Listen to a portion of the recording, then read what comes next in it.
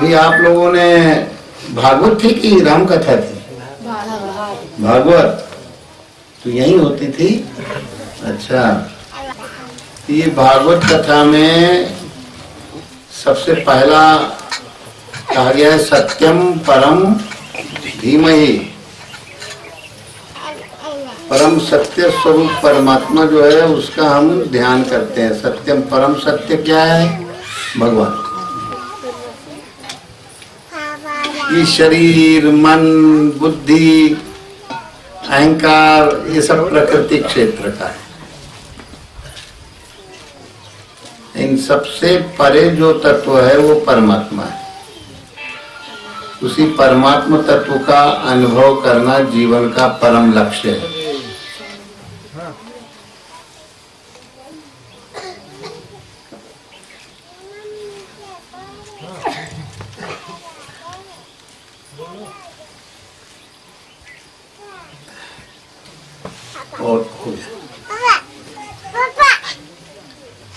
और भागवत का आखिर तो नहीं कह सकते, पर आखिर में भी स्कंद में सत्यम परम धीमहि,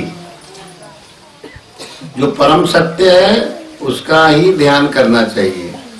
तो शरीर तो परम सत्य है नहीं, सापेक्षिक है, हर क्षण बदल रहा है, बहुत ज्यादा चलेगा। परिवर्तित रूप में जब पैदा हुआ तो कहीं कहीं था, कहीं कहीं करता था। उसकी फोटो अगर दिखाई जाए लोगों से कि यही आओ तुम, तो कह रहे हम काय को हैं। रोता हुआ किसी का चित्र किसी को दिखाया जाए कि कोई बच्चा जन्म लेने के बाद रोता है, करुण क्रंदन करता है, क्यों रोता है पता है? नहीं पता। काय तो लुकाए रूप थे, क्या पता? ये गया है धरती को, कई बार बताए हैं। हाँ, अरे ये कहा है क्या नहीं बताओ?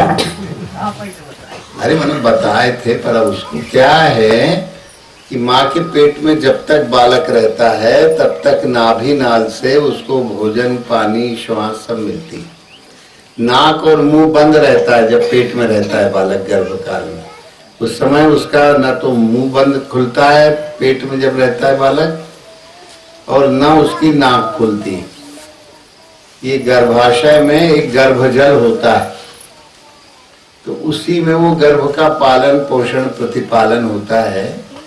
उसको नाभि नाल से पूरा पोषक तत्व मिलता है। उसके अंदर अगर मुंह खुल जाएगा तो गर्भाशय में जो जल है वो अंदर घुस जाएगा, जहर हो जाएगा, नाक से घुस जाएगा, ये सब बंद रहता है। जब तक वो गर्भवास में है तब तक उसका भोजन, पानी, श्वास, हगना, मूतना ये नाभि नाल से होता है। अचरज होगा तुम लोग सोचोगे, और उससे वापस भी जाने का रास्ता रहता है। जो श्वास ली और जो श्वास छोड़ी, तो वो वापस जाने वाली श्वास भी उसके अंदर से नाभि नाल से जाती। नाक से श्वास का कोई विधान उसके पहले नहीं रहता। जो भी क्रियाएं हैं भोजन मिलने की, श्वास लेने की, सब क्रियाएं नाभि नाल से बालक को मिलती। और आज भी अगर कोई नाभि में ये उंगली लगा के और अगर घुमाए, अभी कल की बात है, शायद कल ही है, एक लड़के को यहाँ पर खुजली थी। क्या थी? दाद। तो कहें कि जलता रहता है। हमने कहा क्यों जलता है भाई? कहें आप दादू दाद हो गए।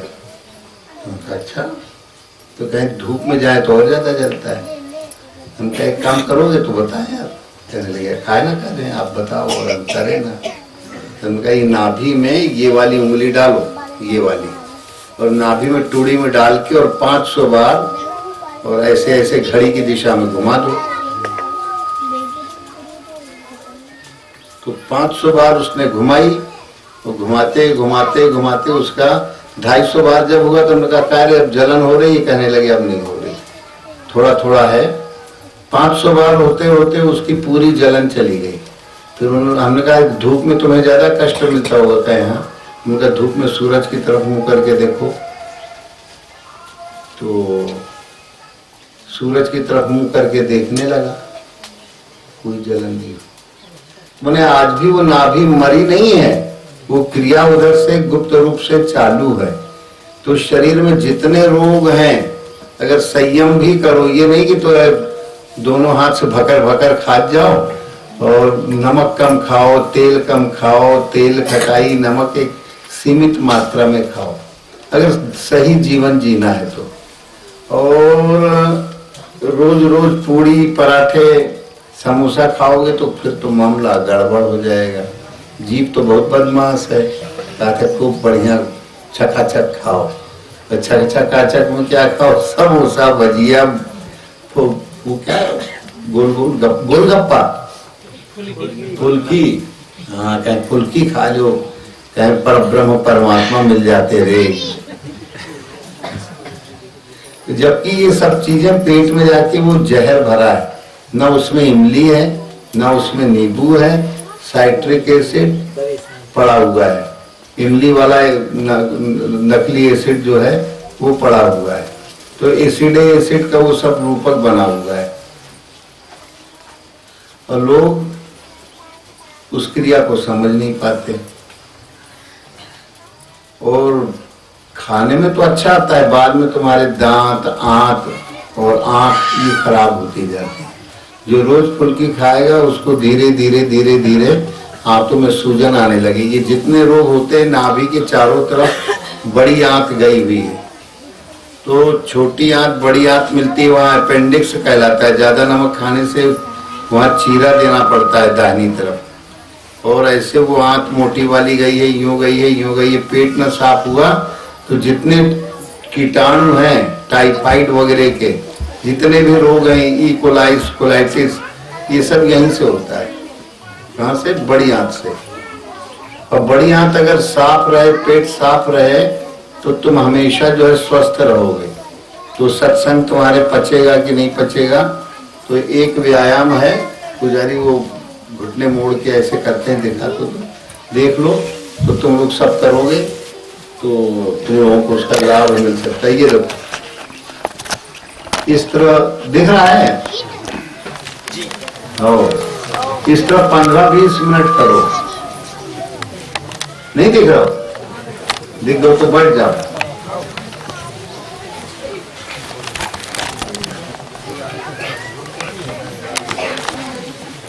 पहले ऐसे करो, कमर उठा के फिर कमर चिपका लो, कमर बने नीचे और फिर करो। इसमें पेट साफ होने लगेगा। गर्म पानी पी लो सवेरे, 1 गिलास 2 गिलास 3 गिलास, तो इसको करने से पेट बिल्कुल साफ रहेगा।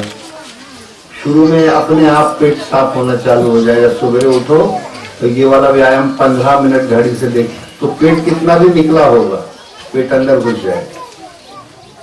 1 नंबर का व्यायाम, सरल है। करते हैं तो लाभ पाते हैं। बहुत सरल, इससे सरल कोई व्यायाम हमें लगता है शायद ही हो। तो रोज सवेरे उठ के गर्म पानी या जो भी उबा पानी, कुओं का पानी उबा रहता है ना, कि ठंडो रात उबो रात, तो कुआं है, हैंडपंप है, उबा पानी है, तो उस उबे पानी को ठंडी में गर्म रहता है, गर्मी में ठंडाता है। तो उस पानी को 1 गिलास 2 गिलास 4 1 लीटर तक ले जाओ। और अगर उल्टी करना हो तो 2 लीटर ले जाओ। जबरदस्ती पी लो और नाटुड़ी में हाथ उंगली लगा के ऐसे ऐसे करके उल्टी कर दो। तो क्योंकि पेट के अंदर जो है रात जितना भोजन लेट करोगे तो कचरा पड़ा रहता है, पचता नहीं है। जो भी तुमने खाया और सो गए, जबकि भोजन तुम्हारा सोने के 3, अगर चल रही है गाड़ी तो कोई बात नहीं, वैसे स्वस्थ रहना है, वो बीमार हो तो तुम्हारा भोजन रात को सोने के 3 घंटा पहले, जब सोते हो उससे 3-4 घंटा पहले हो जाए। बीमार आदमी को तो रात को खाना ही नहीं चाहिए। कै बजे खा दो? हाँ शाम को खा ले दो ना। तो कै बजे सो दो फिर? 3 घंटा बाद सोना चाहिए। 3 घंटा बाद सोओगे तो भोजन पच जाएगा।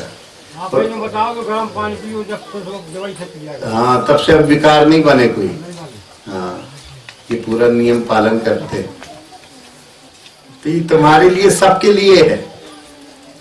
नहीं तो कहें कि उनके लाने कही थी, कौन हमारे लाने कही थी? इतना मूर्ख झारिल लोग होते हैं, कहने लगे हो हम सुन ली थी, उनसे कही थी। कौन हमसे कही गया है?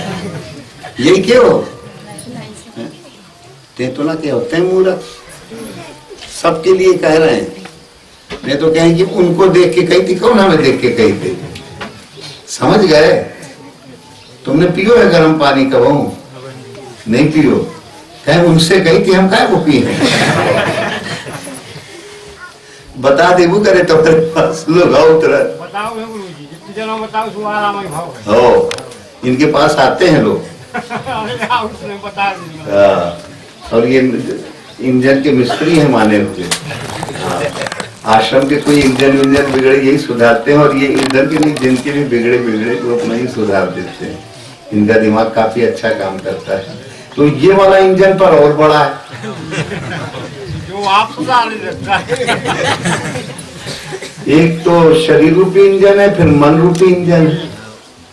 तो वो और सूक्ष्म इंजन है मन बुद्धि का, और उसी के लिए लोग सत्संग करते हैं। पर वो सत्संग पूरा खाली हो जाता है। क्यों कि पार्वती जी कह रही है कि शंकर जी बहुत नाराज हुए। शंकर जी कहे पाखंडी हरिपद विमुख जानहि झूठ नसार। तो बड़े पाखंडी है, झूठे हैं जो लोग जो है। वेदों में जो कहा गया है जही श्रुति गाव और धरहि मुनि ध्यान, जिसको मुनि ध्यान धरते हैं वो अलग अलग नहीं है, एक ही है। तुम जो कहा राम ने आत्मा राम के नाम से कोई सोच ले कि कोई एक राम थे, फिर ये था, फिर वो था, तो गड़बड़ हो जाएगा। राम ने आत्मा राम का अनुभव गुरु स्वरूप से सब लोगों के हृदय में ध्यान करते करते करते करते करते वो जो आता है, यही धरहि मुनि ध्यान। और जैसे वेद पुराण गाते हैं, जैसे अभी भागवत सुनी, तो भागवत तो सुनी पर हृदय में कुछ आया नहीं, मान लो तो बेकार हो गया। तो हृदय में ध्यान बने, नाम बने। अब वो पुराण हुआ तो जो व्यासपीठ में होते हैं उनको मनोरंजन एक्सप्रेस चलानी पड़ती है। तब वो कभी कहेंगे राधे राधे, फिर कभी कहेंगे हरे कृष्णा कृष्णा कृष्णा हरे हरे हरे राम, या कुछ ऐसे। तो श्री कृष्ण गोविंद हरे मुरारे। तो अब यही नहीं जान पाओगे कि हमें जपना क्या है। हमेशा भ्रम में पड़े रहोगे, कहेंगे राधे राधे सोई बताई थी। तो अब हम आश्रम में लोगों को जो है ओम नाम के लिए शुरू से जब से हम आए अमृत झिरिया में ओम नाम के बारे में बताते रहे। तो एक बार एक व्यक्ति बड़ा भावपूर्ण वाला है, अभी भी है, वो आया, कहने लगा कि स्वामी जी आप कहते हैं कि ओम कहो। मैंने कहा फिर क्या हुआ तुम्हें दिक्कत समस्या? कहें हम ओम कहते हैं पर कभी कभी कोई विद्वान पंडित जी आ गए, कभी टीवी खोला तो उसमें देखने लगता है। कहेंगे भैया उद्धार राधे राधे कहे से हुए, भले आधे हो जाओ। तो हमने कहा फिर? तो कहने लगे कि आप कहते हो ओम कहो और हम विचलित तो हो जाते हैं। फिर कभी कोई आया, कहने लगे हाँ फलाने कृष्णाय नमः मंत्र जपो, 16 अक्षर का जपो, ओम हरे राम राम राम हरे हरे, ऐसे या कोई ऐसे तमाम नाम हैं।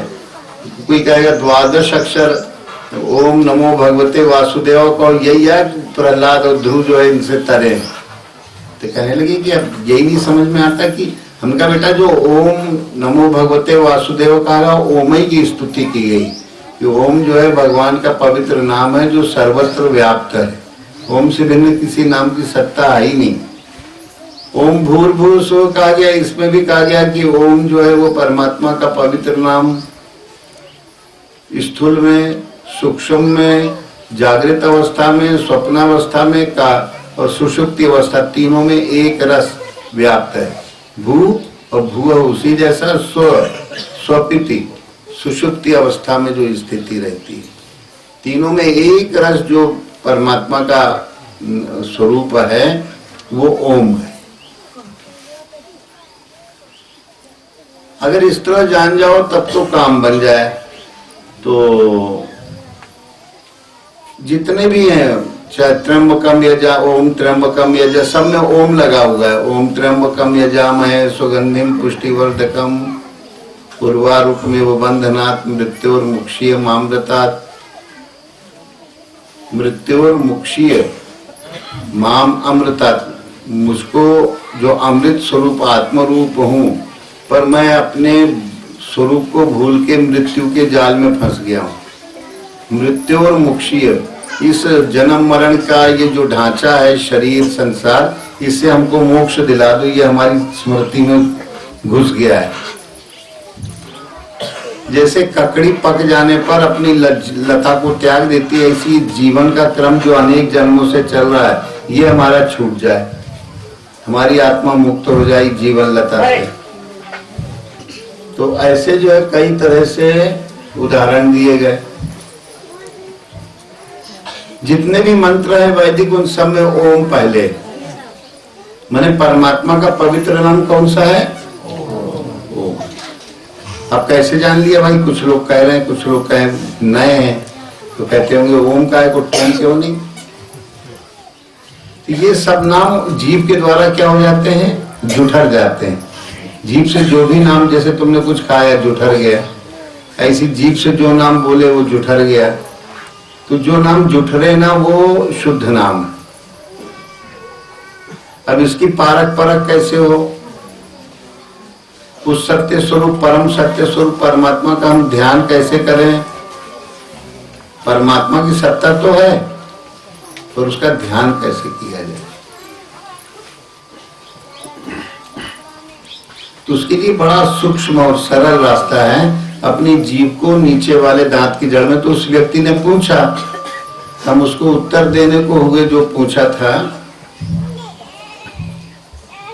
हम उत्तर देने के लिए तैयार ही हो रहे थे आंख बंद करके। उतने में जीव जो है जाकर के नीचे वाले दांत की जड़ के नीचे जो नस आई है जीव की तरफ से, उसमें जाके एकदम अटक गई। ये क्या हो रहा है? जीव अपने आप नीचे चली गई, ऐसे जाती नहीं थी, तो जाम हो गई। तो गुरु महाराज जो है प्रकट हुए, आंख तो बंद किए ही थे, ऐसे ऐसे बोले जैसे। तो यही है इसका उत्तर। हमने यही कैसे उत्तर है? तो देखे तो ओम जीव जब लग गई तो सूक्ष्म रूप में भी और वैसे भी ओम ही निकल रहा था और कोई शब्द निकल नहीं रहा था। जीभ लगा के देखो सब लोग, जीभ को नीचे दांत की जड़ में अंदर से जीभ की नोक लगा दो। तो ये हमको भी जो है पहले ओम का जाप तो करते थे, पर इसकी जानकारी कि ओम को ही क्यों कहा जाए, ये उस व्यक्ति के पूछने के बाद गुरु महाराज की बताई हुई युक्ति से पता लगा। गुरु महाराज ने जबरदस्ती जीव को कि तुम किसी भी तरह की उत्तर देने में सक्षम हो सको, तो और ढंग से उत्तर दोगे, क्या पता फलाने सामने वाले को बोध हो ना हो। तो गुरु महाराज ने ऐसे हाथ करके, बिल्कुल शुभ्र वर्ण था और प्रकाशमय, और ऐसे करके यूं। तो हमने भी वो जीभ जो लगी थी उस अवस्था में हमने देखा केवल ओम नाम के भिन्न कुछ निकल ही नहीं रहा। सेकंडों में हो गई ये घटना। उसके बाद हमने कहा अरे फलाने जो है एक अजमेर नाम का व्यक्ति, हमने कहा ये तो बहुत सरल है, अब तुमको दृढ़ निश्चय हो जाएगा कि कोई दूसरा नाम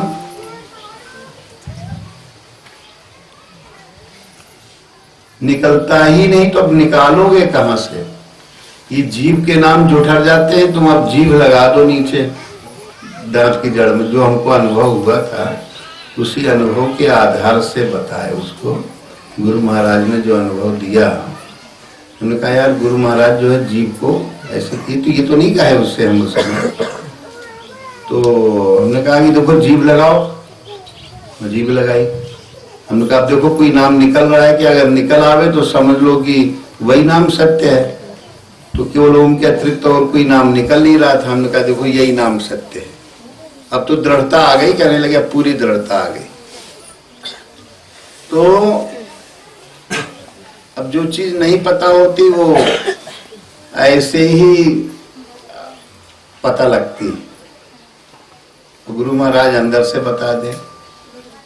कई घटनाएं हैं जिसमें गुरु महाराज जो है ऐसे ही कुछ संकेत, जागृत अवस्था में, स्वप्नावस्था के तो ठीक ही है, तो ऐसे जागृत अवस्था में ऐसे बहुत तरह की कई घटनाएं होती रहती हैं। जब जैसे उनकी इच्छा हुई, वो नहीं हुई तो अब क्या करोगे? इच्छा होगी तो बताएंगे। वो चाहेंगे कि हाँ इसका तो उन्होंने तत्काल दे दिया। तो अब तुम लोगों को ये तो पक्का हो गया कि जितने नाम है ये जुठरे हुए नाम है और असली नाम एक ही है। जीभ लगाने पर कौन सा नाम निकलता है? और तो नहीं निकलता, कोई निकलता है रे? पीछे कोई किसी को शंका तो नहीं है? हाँ, ऐसी शंका ना करियो कि एक बार एक पंडित जी जैसे कथा थे, उन्होंने कथा की रामायण की और पूछा कि भैया काऊ को शंका हो तो बताइयो। तो एक गडरिया आउट तो और मुरैठा जो है खोल उठा के और अपने पुंदैठा रख ले, तो वो रोज आता था, वो पूरी कथा सुनता था। तो वो उस दिन आखिरी दिन भी आया, उनका दादा आपको कोई शंका तो नहीं है? कहे है शंका तो है महाराज, आप कह रहे हो तो। कहे का शंका है? कहे राक्षस को हतो। राम हते कि रावण? कहे यार न राम राक्षस हतो न रावण, हम ही आए हते राक्षस। पूरा तुम्हें संतोष नहीं, बोध नहीं करा पाए। तो अरे काऊ की आंखें में लगा दी, होशियारी से रही हो रे। तो ऐसी शंका न करना जिसका कोई अर्थ नहीं है। नहीं तो पूछ बैठे कोई कि हाँ हमें राक्षस के बारे में, राक्षस अपने ही अंदर है। देवता भी और राक्षस भी कहाँ है? हमारे अंतःकरण में।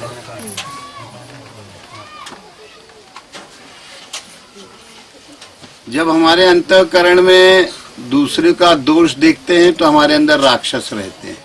जब हम अपने ही अंदर गुण देखते हैं तब भी राक्षस होते हैं। देवताओं का गुण यह है कि गुण तुम्हार भगवान का गुण देखें कि भगवान के अतिरिक्त हमारे अंदर तो कोई गुण नहीं है। गुण तुम्हारा समझई निज दोषा, अपना दोष देखो और भगवान का। जो भी अगर कोई कह रहा है कि फलाने आप बड़े अच्छे का है, हमारे अंदर तो कोई अच्छाई है नहीं। अगर अच्छाई है तो हमारे भगवान की कोई शायद दिख गई हो तो दिख गई हो, हमारे अंदर कोई अच्छाई नहीं है। हम तो दोषों के घर हैं। इस शरीर को देख के बात कर रहा है, शरीर तो दोषे दोष का है ना। जन्म मृत्यु जरा व्याधि दुख दोषानुदर्शनम। ये शरीर जन्मा है, बुढ़ाएगा, रोग लगेंगे और यहाँ से तितिर बितिर हो जाएगा। ये तो दोषों का घर ही है। कि अगर कोई कह रहा है कि तुम फलाने ठिकाने ऐसे वैसे, ठीक कह रहा है, क्योंकि ये पूरे दोषों का घर है। और अगर कोई गुण दिख रहा है तो चैतन्यता का गुण वो भगवान का है। गुण तुम्हार मैंने अपने भगवान का देखे तो समझे ही नहीं। और अगर ये चीज नहीं आ पाई और अहंकार के कारण आदमी, कोई भी व्यक्ति अगर भक्ति नहीं है तो अहंकार के कारण कुछ भी बोल सकता है। तो गुण तुम्हारा समझई निज दोषा, अपना दोष देखो हमेशा कि हाँ कछु न कछु हमारी गलती है। और कभी भी जिद्दोजहद और वो हो रही हो अनावश्यक बातों की बतंगड़, तो हमेशा सुलझा लेना चाहिए कि हाँ आप ही ठीक कह रहे हैं, हम ही गलत हो सकते। अपनी जिद आगे मत करो, भले चाहे तुम सही हो सकता है कि तुम सही हो, फिर भी अपनी बात को पीछे ले लो। अगर नहीं लोगे, ऐसे कई बार हमने देखा इस साधन जीवन में भी, अब किसी ने कुछ झूठ भी बोल दिया अब आश्रम में रहते थे तो कई महात्मा लोग अलग अलग वृत्ति के रहते हैं। तो एक बार कोई ऐसे सेवा कार्य थे, उसमें ज्यादा विस्तार से नहीं जाएंगे। तो महात्मा जो है सामने जाके बोले कि जो है, वो महात्मा माने हमसे बहुत जूनियर थे वैसे बाहरी दृष्टि से, बोले कि आज हमको फलाने महाराज जी ने बहुत गालियां दी। सरकार जब हम पहुंचे, कोई सेवा में थे कहीं, कोई एक आज से करीब 40-45 साल पहले, तो एक ट्राली वाली एक नाले में भरना थी। तो वो क्या करते थे बाबा जो है कि वो आधा तसला को भरते, तो पूरा तसला थे और आधा रास्ते में गिरा देते। उनका भरना हो तो भाई पूरा डालो, नहीं तो एक तरफ बैठो, जाओ, अनावश्यक गिराओ मत, सेवा भी नहीं हो रही है, व्यवधान कर रहे हो। तो ऐसे कई किस्से हैं। तो वो महात्मा जाके वहां शिकायत कराए। सरकार हमसे पूछे क्यों, तुमने क्या कह दिया? वो बड़ा दुखी हो रहा था। हमने कहा हो सकता है वो गलती हमारी कह रहे, जबकि उसमें कुछ बात थी नहीं, शब्द निकला ही नहीं था एक भी अपशब्द। फिर भी अब जब कह रहा है और गुरु महाराज भी पूरा कह रहे हैं, तो हमने कहा कि संभव है, बहुत दुखी है, क्या कह दिए पता नहीं, क्या कह दिया। हमने कहा अगर दुखी है तो हम उनसे क्षमा प्रार्थी हैं, कहिए तो माफी मांग ले। कहने लगे नहीं नहीं नहीं ये मत करो, अब कुछ पूरी अभी जांच परख तो किए नहीं। कहने का अगर आपका आदेश है तो हम मान लेंगे। अब हम क्यों कहें कि हमने नहीं कहा? वो तो फिर बतंगड़ साधना वाली बात नहीं रह जाएगी। कहे इसने कहा, हमने नहीं कहा, बच्चे नहीं लड़ पड़ते, कहे हमने नहीं कही थी, यही न्याय कही थी, ऐसी तो बतंगड़ बनते। तो फिर गुरु महाराज जो है फिर दूसरी सेवा में लग गए। तो एक कोई महात्मा, और साथ में हम अकेले तो भर नहीं रहे थे, करीब 3-4 महात्मा थे साथ में, उनको सरकार बुलवाए होंगे। तो फिर सब बात हुई कि एक बार एक शब्द भी नहीं कहा वैसे। तो सरकार हमसे तो नहीं, फिर वो छत्तीसगढ़ के महाराज उसी दिन यथार्थ गीता वाले वो आ गए शाम को, सरकार के छोटे गुरु भाई। अब सरकार जो है वो कहने लगे देख हमारे आश्रम में, हमको नहीं पता था, और जो थे कहे हमारे आश्रम में ऐसे बाबा रहते हैं साधक कि कुछ भी नहीं कहा फिर भी उसको जो है स्वीकार कर लिया। हमने तो लड़ पड़ते कि हमने कही नहीं है, हमने कहा ही नहीं है, हमें फालतू ऐसा कहा जा रहा है, तो ऐसे नहीं, स्वीकार कर लो, हो सकता है कह रहे हैं तो अब झूठ ना बोलेंगे, अभी नहीं तो कभी किसी समय कहे होंगे, हो सकता है कोई जरूरी नहीं, और बतंगड़ बनेगा उसमें और हम लाल पड़ जाए कि नहीं हमने नहीं कहा था, हो सकता है। अब जब कह रहे हो भाई, तो घरों में भी ऐसे कोई वादा विवाद हो तो अपनी जीभ को लगाम लगा दो, जीभ को नीचे गाड़ दो, तो हमने नहीं कही थी, ऐसी कहते हैं हमने नहीं कहा था। उसमें कोई तत्व नहीं रखा है, कहा नहीं कहा ही तो सपने का संसार है। इस सपने के संसार में अगर हम कुर्ब में भरे जा रहे हैं, कुछ हुआ जा रहा है, तो इसका मतलब अभी घड़ा जो है सही अभी कच्चा है।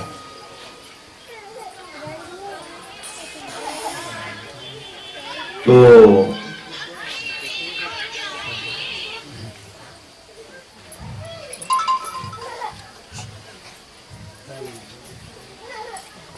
मैंने अब वो छत्तीसगढ़ महाराज जी से बोले, तो कहने का मतलब घटनाक्रम केवल इतना कि ऐसी घटनाएं, ऐसी एक नहीं अनेक घटनाएं, चाहे इधर हो चाहे उधर हो चाहे कहीं हो, कुछ भी कोई बोल सकता है, उसका अधिकार है, मुंह है उसका, बोल सकता है।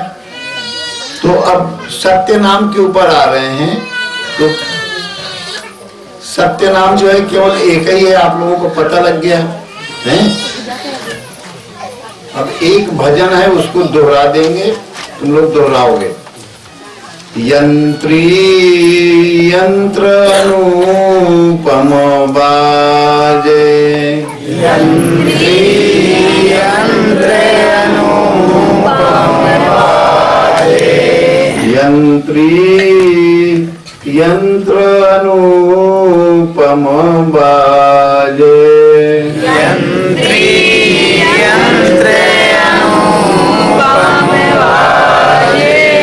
वाके अष्ट गगन मुख गाजे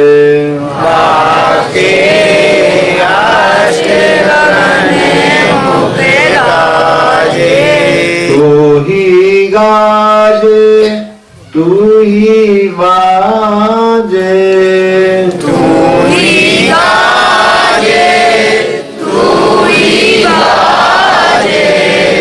ही लिए कर डोले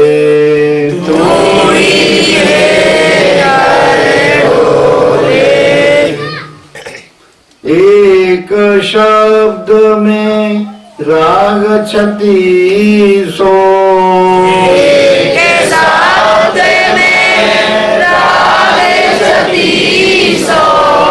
अनहद वाणी बोले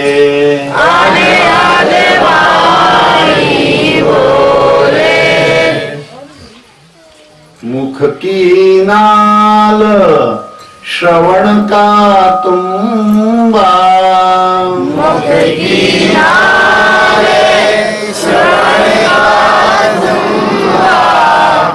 माया मोह लगाया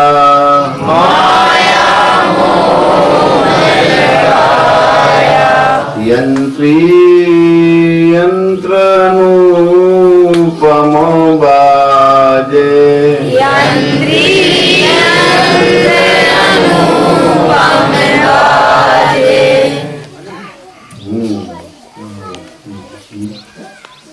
है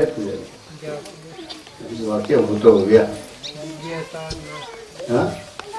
जिभ्यातार नासिका जिभ्यातार, हाँ जिभ्यातार नासिका चरई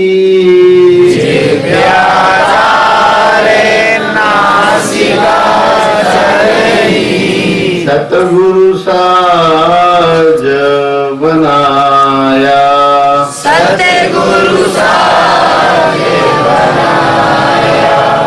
गगन मंडल में बाउजियारा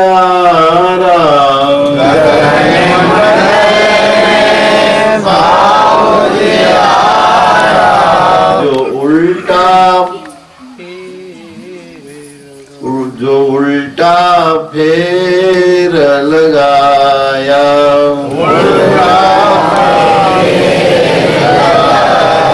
गगन मंडल में भाउजियारा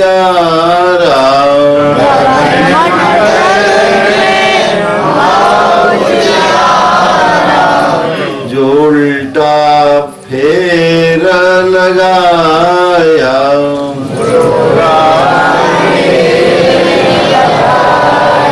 यंत्री यंत्र अनुपम बाजे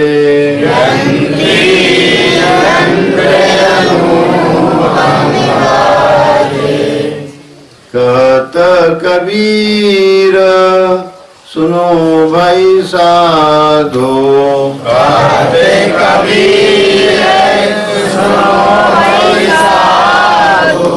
जो यंत्री मन लाया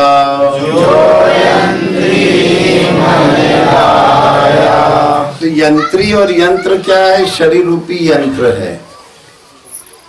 ये शरीर जो है ये यंत्र, इंजन, मशीन है ये। जैसे ये इंजन सुधारते हैं ऐसी ये यंत्र है। और गुरु महाराज जो है इसके यंत्री हैं। भगवान इसके कौन है? यंत्री। तो यंत्री यंत्र अनुपम बाजे वाके अष्ट गगन मुख गाजे। आकाश में उसके 8 मुखों से गान हो रहा है। 8 कमल हैं।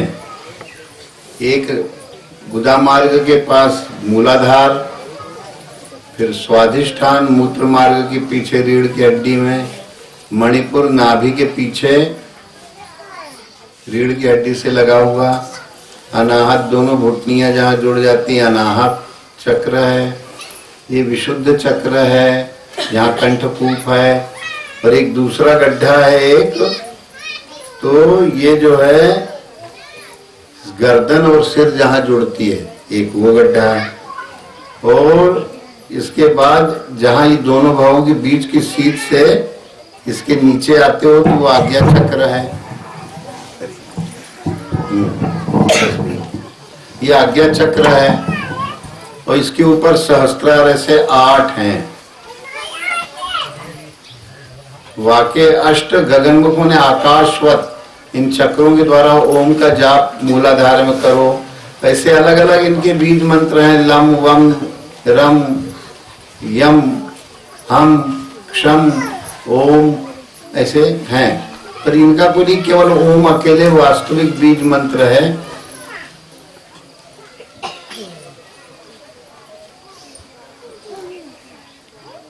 क्योंकि कंठ में केवल ओम ही नाम निकलता है। ये कंठ जो है यंत्री यंत्र अनुपम बाजे वाके अष्ट गगन मुख गाजे।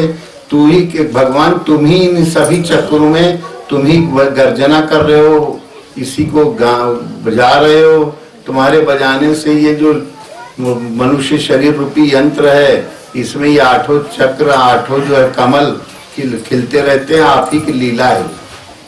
वाके अष्ट गगन मुख गाजे, तू ही गाजे तू ही बाजे तू ही लिए कर डोले। एक शब्द में राग 36 अनहद वाणी बोले। अब वो एक शब्द कौन सा है पता? हाँ ओम ही, ठीक कहा थी बस। एक शब्द में राग 36। जब कोई शब्द नहीं थे तो कहोगे ये 36 शब्द क्या है, अक्षर क्या है? एक शब्द में राग 36। ये कख गंगा चछजया टठडरना तथददना पफबम, ये 25 हो गए। य र ल व श श श श स ह, तो 8 ये कितने हो गए? 25 और 8 33 और 3 और है। तो ढ़ ढ़, ये ढ़ ढ़, इन दोनों के बीच में ढ़। तो जब जीभ जो है ढ़ नीचे बीच में रहेगी अधर में ढ़, फिर ऊपर चली जाएगी ढ़। तो 3 ये जुड़ गए। कितने हो गए? 36 हो गए।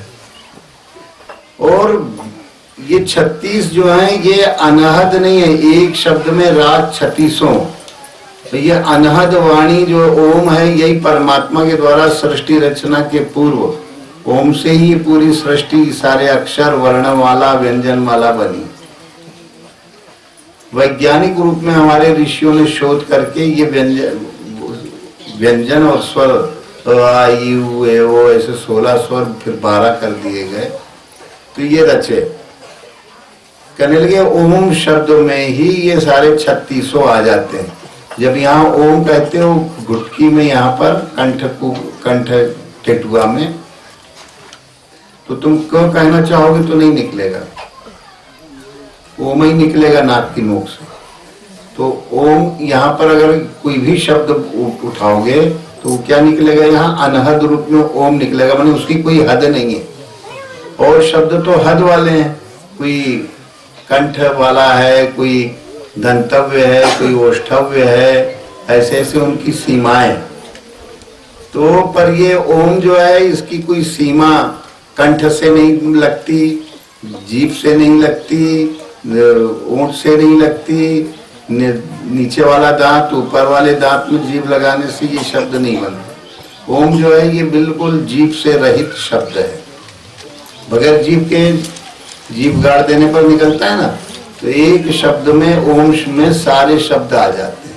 ये तो शब्द व्यास लोगों को मनोरंजन ने तो अब कोई बहुत सी, क्योंकि अब वो सब कीर्तन वीर्तन नहीं कराएंगे तो बात बनेगी नहीं आगे, तो उनका भी करना सही है, क्योंकि कथा इसीलिए की जाती है खूब फैला के करो। तो 11 स्कंद हैं, 12 स्कंद हैं, उनको जो है कथाएं तो बहुत हैं, उसमें है सबका आध्यात्मिक रूप। परमात्मा एक, और पूरी भागवत का है कि सब फिर वो महाकारणों समुद्र में डूब जाते हैं। तो इसमें फिर साधना दी गई है। कहने लगी कि ये तो ओम का शब्द हुआ, इसको कैसे समझा जाए। कहने लगी कि मुख की नाल, मुख को नाल बताया, और श्रवण का तुम्बा, और माया का मोम लगा दिया। माया माने मन की चंचलता को मोम लगा दिया। कैसे लगाया?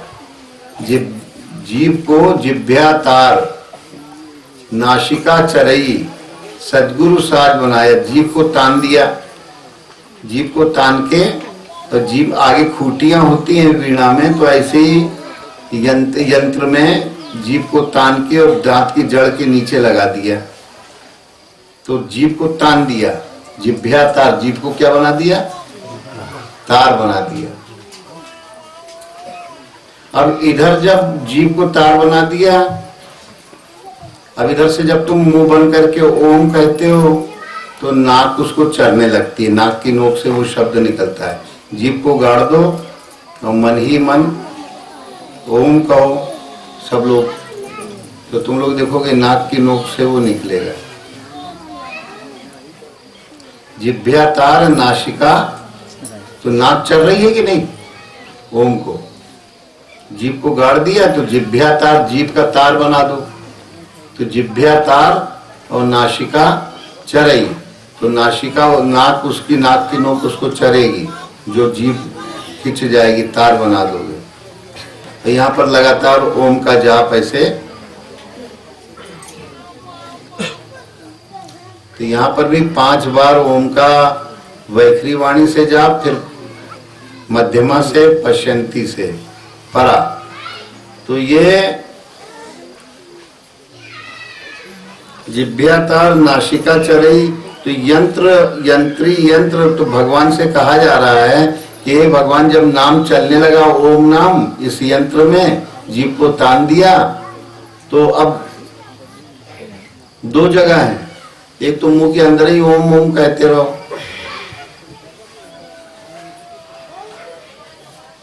तो बाहर जाने वाली श्वास के द्वारा वो ओम ओम निकलता रहेगा। ऐसा अभ्यास बना लोगे कि गुरु महाराज का बनाया हो क्या है, गुरु महाराज आप यंत्री हैं, इस इंजीनियर हैं इस इंजन के, शरीर रूपी इंजन के, और आपका यंत्र बहुत अच्छा बज रहा है। यंत्री यंत्र अनुपम बाजे, ये ओम नाम का निरंतर इसके अंदर क्रम क्रिया चल रही है, यंत्री यंत्र। और अगर कोई ऐसा करता है तो गगन मंडल में भाव जियारा, जो उल्टा फेर। और अगर यंत्री का गुणगान नहीं कर रहे हो, यंत्री को नहीं देख रहे हो, तो यंत्र माने शरीर का अभिमान लोगे तो आप आकाश में उजाला नहीं होगा, उल्टा धूल गर्दा में अहंकार में नहाए रहोगे। तो अहंकार से बचना चाहते हो, धूल गर्दा से बचना चाहते हो, कीचड़ कांदों से बचना चाहते हो, तो यही एक उपाय है कि यंत्री है गुरु महाराज, आपका यंत्र बड़ा अनुपम, जिसकी कोई उपमा नहीं दी जा सकती, ऐसा बज रहा है। क्या बज रहा है? ओम का नाद हो रहा है। और अगर कोई ऐसा करेगा तो उसको अनुपम सुख मिलेगा। और गगन मंडल में माने तुम्हारा ध्यान का आकाश बिल्कुल प्रकाशमय हो जाएगा। गगन मंडल में भाव जियारा, जो उल्टा फेर, उल्टा फेर मतलब लोग शरीर का अहंकार करते हैं, और जो साधक होता है वो अपने भगवान का।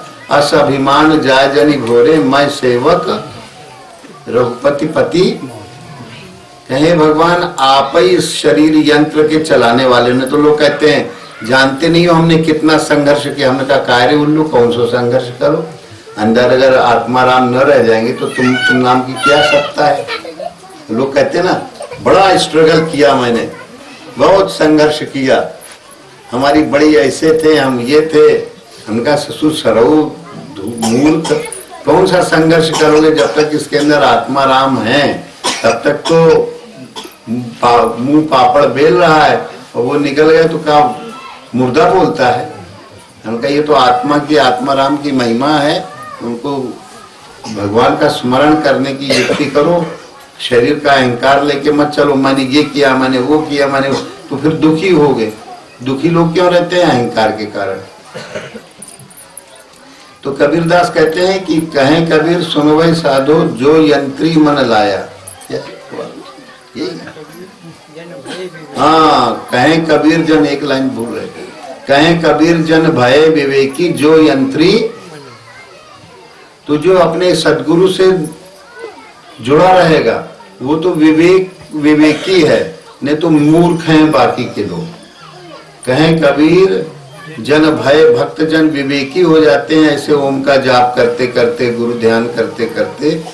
कहें कबीर जन भय विवेकी, जो अपने यंत्री से, अपने आराध्य से, अपनी गुरु सत्ता से जुड़ जाते हैं वो विवेकी हैं।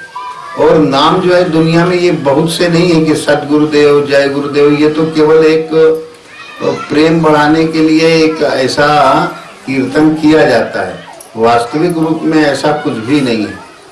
वास्तविकता तो यह है कि हमको अपने आराध्य स्वरूप को इस तरह पकड़ना है। जीभ को गाड़ दो, जीभ को क्या बना दो? तार। क्या बना दो जीभ को? नहीं समझ में आया? तान दो एकदम। खूंटी रहती है ना वीणा में, ऐसी जीभ को तान दो, तो इसको यंत्र बना दो। जो यंत्री मन लाया, जिभ्या तार नासिका चरई, और नाक से फिर ओम ही ओम निकलेगा।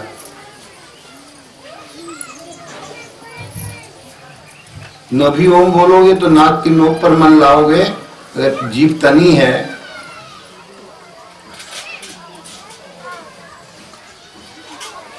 तो नाक की नोक से ओम ही ओम निकलेगा। तो भागवत में 12वें स्कंद में आता है कि जब कोई वेद शास्त्र पुराण नहीं था तो केवल ओम ही वेद था।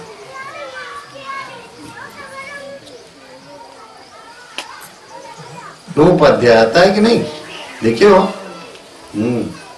तो केवल ओम ही जो है वेद पुराण शास्त्र था, और कोई शास्त्र नहीं था। ये भागवत का सार है कि एक तो परम सत्य परमात्मा का ध्यान करो, और ओम ही परमात्मा का पवित्र नाम है। वेद्यम पवित्र मोकार ऋक् साम यजुरे वत्स।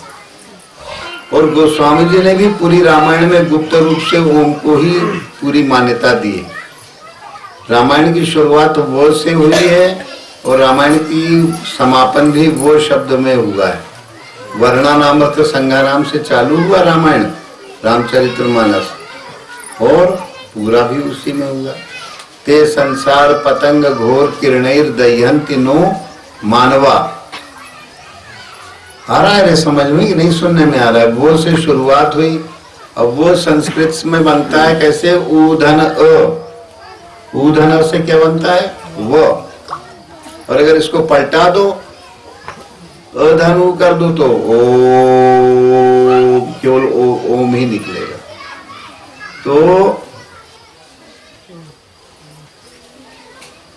इसके लिए निरंतर भागवत का जो अभी 7 दिन सुने कि नहीं सुने अब हम तो नहीं कह सकते, पर ये निर्गुण कथा है। माने आप अगर कुछ कर नहीं रहे हैं, अंदर आत्मा का अनुभव करने के लिए भगवान का पवित्र नाम नहीं ले रहे हो, अभी केवल झूठे नामों में भटके हुए हो, तो फिर कुछ मिलेगा नहीं। कुछ करना पड़ेगा। तो सेवा है, सुमिरण है, समर्पण है। तो समर्पण क्या है? अहंकार मुक्त जीवन हो जाना, ये समर्पण है। और भगवान का सेवन नाम के द्वारा, ध्यान के द्वारा, बाहरी सेवाओं के द्वारा तब तक करो जब तक अहंकार से रहित।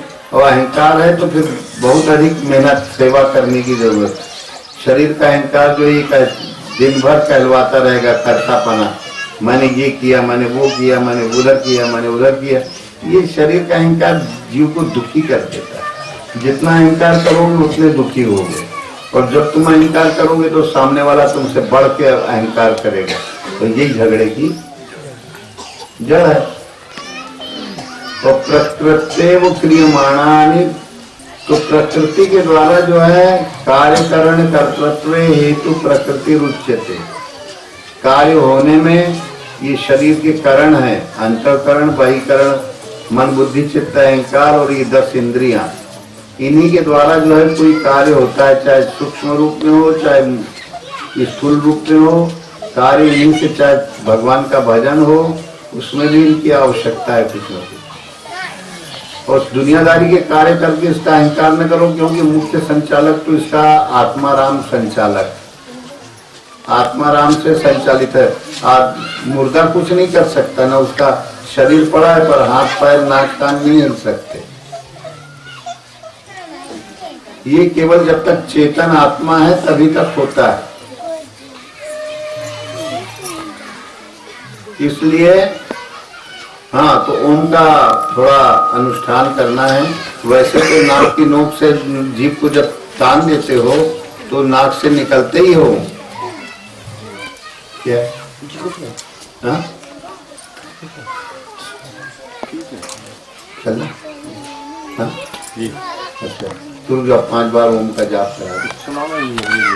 हाँ, वहां 5 बार सब लोग अपनी जीभ को क्या बना लोगे? तार तान दोगे दांत की जड़ के नीचे हैं।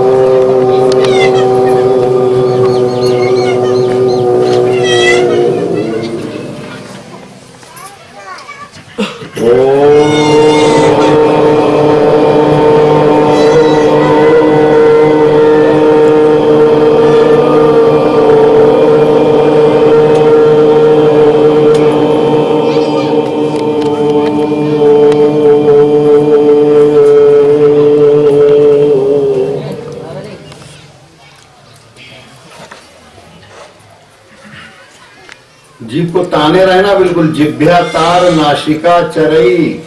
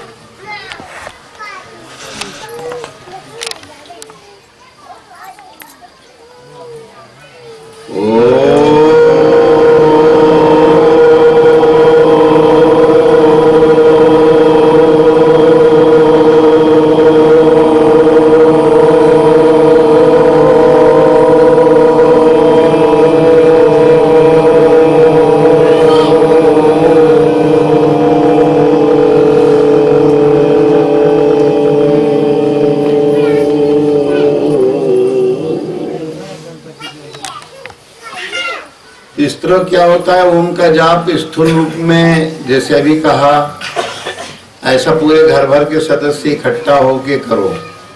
इससे क्या होगा, पूरे आकाश में परमात्मा के पवित्र नाम की गूंज उठेगी। कलयुग होगा वो भाग जाएगा, सतयुग आ जाएगा। नहीं तो एक जय गुरुदेव वाले बहुत पहले से चिल्लाते थे सतयुग आएगा, कलयुग जाएगा। सतयुग, जब सतोगुण बढ़ जाए आपके अंदर तो सतयुग हो गया, कलयुग जब घोर अंधकार अज्ञान छाया हो, अहंकार ही अहंकार हो, तो कलयुग हो गया। कोई युग नहीं होता है ये कलयुग, मतलब जब केवल शरीर का अहंकार और ये बड़ा बना रहे तो ये कलयुग आए। जैसे ऐसे साधना करोगे, परमात्मा का पवित्र नाम केवल एक है, 2 4 6 10 25 16 18 नहीं है। हर संस्था ने हर अलग अलग नाम चलवा दिए, कोई बोले कि फलाना, कोई बोले ढिकाना, ऐसे नहीं है। ये केवल परमात्मा का पवित्र नाम जीव लगाने पर जांच कर लो, तुम लोगों के पास यंत्र है, किसी धोखा भरम में मत आओ, जांच कर लो कि क्या जीव लगाने के बाद कोई नाम निकल रहा है। अगर निकल रहा है तब तो उसकी सच्चाई मानो। तो केवल एक ही नाम निकलता है, कौन सा? और कोई नाम निकलता नहीं। तो बाकी के नाम जुटरे हुए नाम, उन नामों में कभी विश्वास मत करो, और जो नाम है यथार्थ है उसको ग्रहण करो। और थोड़ा आगे सुना में भी कुछ देर जो है, थोड़ा तो एक जगह शायद बता रहे हैं, एक जगह 2 जगह, एक जगह, तो वहाँ पर भी है, तो थोड़ा समय लगेगा। बोलो सतगुरुदेव।